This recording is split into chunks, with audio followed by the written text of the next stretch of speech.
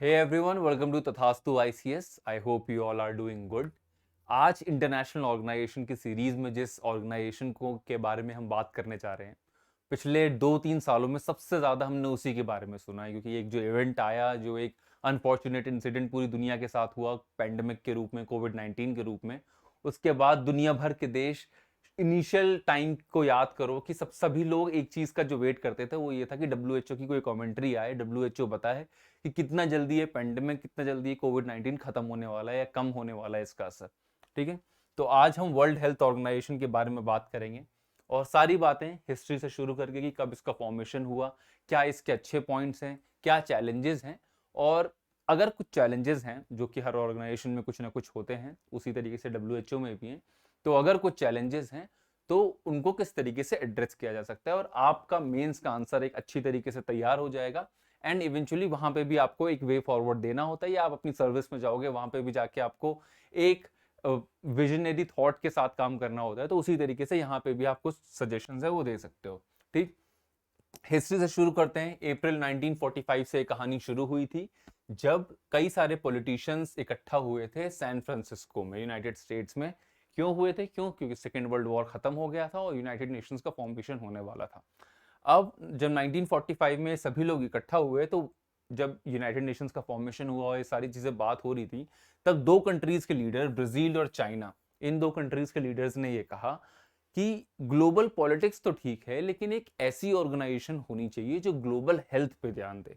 ठीक है, rather than global politics, कोई एक ऐसी ऑर्गेनाइजेशन हो जो ग्लोबल हेल्थ को ध्यान में रखते हुए चीजों को शेप करे। क्योंकि उस वक्त जो लोग वर्ल्ड वॉर 2 से, मतलब जिसको चोट लग रही थी, जिन देशों को, जिन लोगों को, उनके हेल्थ इश्यूज, चाहे वो उन हिरोशिमा नागासाकी में गिरे हुए बॉम्ब हो, लिटिल बॉय, फैट मैन, या जो सोल्जर्स हैं जो इन वॉर्स में एक्टिवली पार्टिसिपेट कर रहे थे, तो इवेंचुअली इकोनॉमिक लॉस था, जो सारी चीजें वो तो थी ही, पर जितना गंदा फिजिकल लॉस, हेल्थ लॉस था, उससे भी निपटने के लिए कोई ना कोई ऑर्गेनाइजेशन, उसके बाद ये रियलाइज हुआ कि एक ऐसी होनी चाहिए जो स्पेसिफिकली इस पे फोकस करे।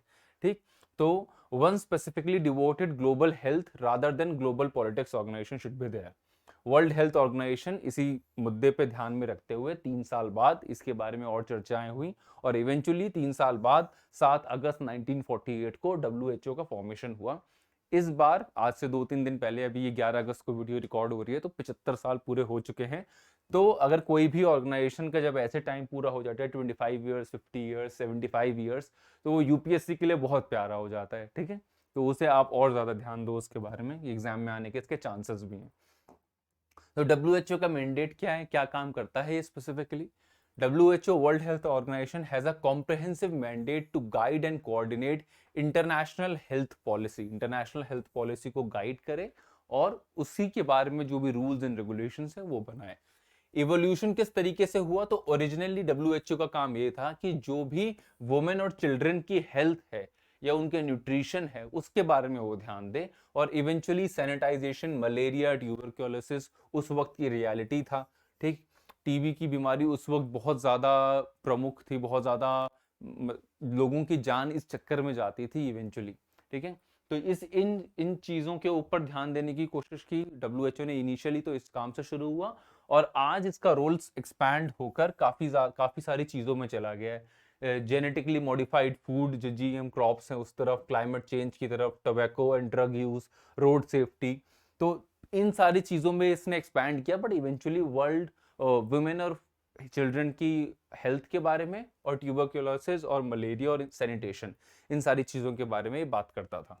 ठीक, आगे चलते हैं। प्राइमरी एक्टिविटीज आज के टाइम पे डब्ल्यूएचओ की क्या है, क्या क्या प्राइमरी एक्टिविटीज हैं, क्या क्या इंपॉर्टेंट चीजें हैं जिन पे वो ध्यान देता है? तो सबसे पहली चीज है पार्टनरशिप डेवलप करना, collaborate with the global health initiatives to enhance collective efforts. क्योंकि कोविड-19 के बाद हमने ये देख लिया है कि दुनिया को जो चीज बचा सकती है इस तरीके के अनफॉर्चुनेट इंसिडेंट से या इन तरीके के अनफॉर्चुनेट इवेंट से, वो है कलेक्टिव एफर्ट।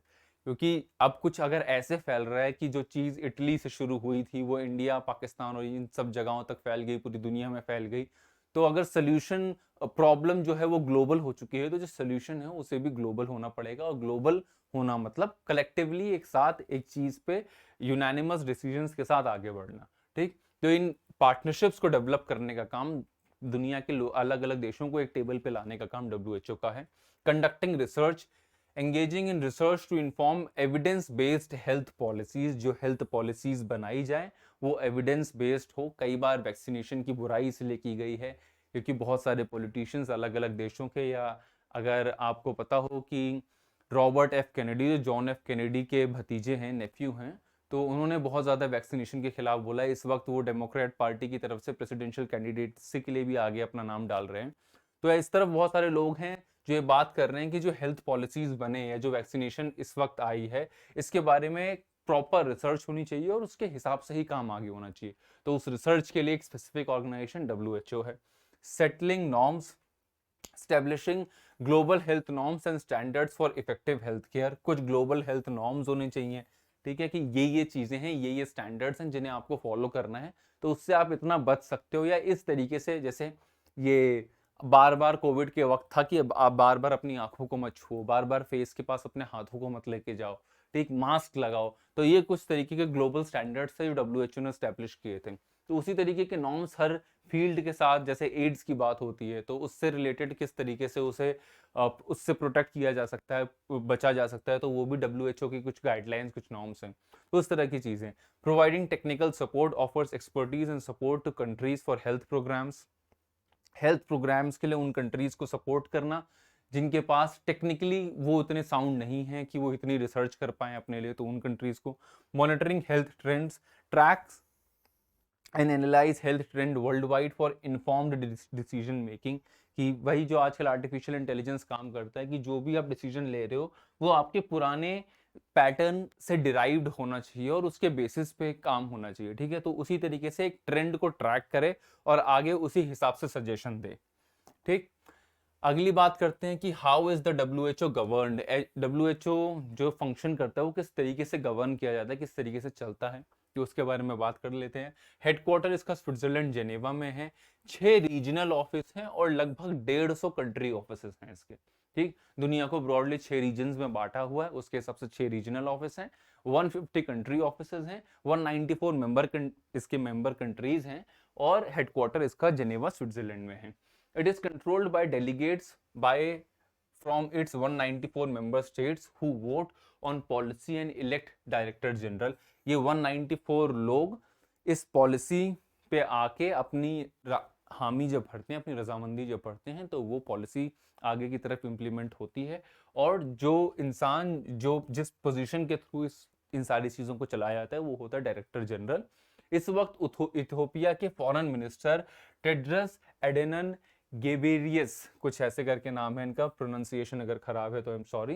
तो वो इथियोपिया के फॉरेन मिनिस्टर हैं और वो पहले 2017 में इलेक्ट हुए थे, उसके बाद उनका री इलेक्शन हुआ 2022 में और इस वक्त वही डायरेक्टर जनरल है। और ब्रॉडली WHO का जो भी सारा कामकाज है ये यहाँ के डायरेक्टर जनरल ही संभालते हैं, ठीक। आगे बढ़ते हैं कि what are some of the successes of WHO, कि कौन कौन सी, जो मैंने कहा था ब्राउनी पॉइंट्स हैं WHO की। हर ऑर्गेनाइजेशन कुछ ना कुछ अपनी चीज में बहुत अच्छा, बहुत बेहतरीन करता है। तो WHO का जो सबसे बड़ा अचीवमेंट शुरुआती दिनों में रहा वो 1980 में, जब उसने स्मॉल पॉक्स को इरेडिकेट किया। वो चीज थी जिसके लिए WHO को दुनिया भर में सराहा गया, ठीक। उसके बाद reduction in the number of deaths from malaria and tuberculosis.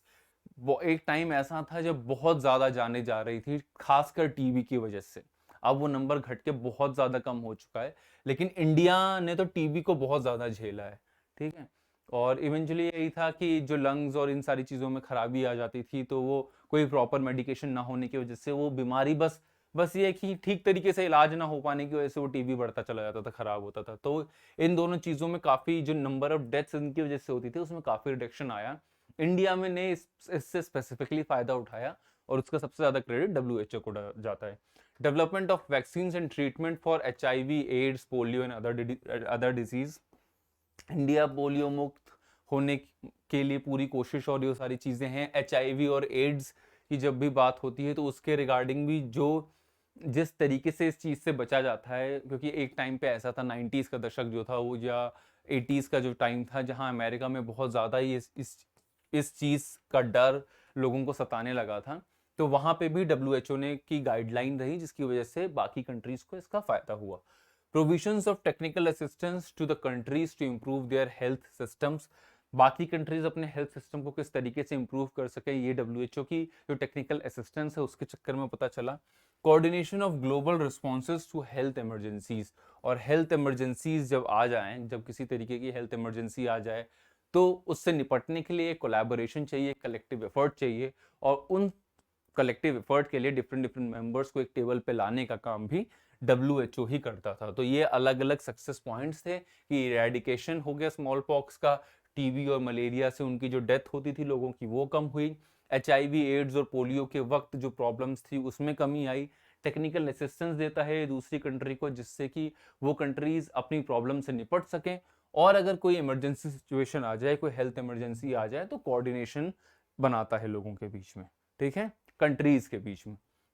Now what are the challenges to WHO, कुछ ऐसी चैलेंजेस हैं, कुछ ऐसा क्रिटिसिज्म है जो डब्ल्यूएचओ फेस करता है। एक छोटा सा चार्ट है आपके सामने कि डब्ल्यूएचओ में सबसे ज्यादा बड़े कंट्रीब्यूटर्स कौन है। तो स्पेसिफिकली वही जो मैंने आपको कहा कि 75 ईयर्स पूरे हो गए हैं डब्ल्यूएचओ को, तो कुछ फैक्ट्स आप इसके अपने दिमाग में रखना। सबसे बड़ा जो कंट्रीब्यूटर है वो यूनाइटेड स्टेट्स हैं, फिर चाइना है, फिर जापान है, then Germany, United Kingdom, France, Italy. एक इम्पॉर्टेंट कंट्री अगर आपके ऑप्शन में आ जाता है तो मेजॉरिटी ऑफ लोग इसे गलत कर सकते हैं ये सोचते हुए कि डेवलप कंट्रीज का काम होता है पैसे देना, ठीक। ये यूएस आया तो हो गया, चाइना आया, जापान आया, जर्मनी आया, इनके पास पैसे हैं।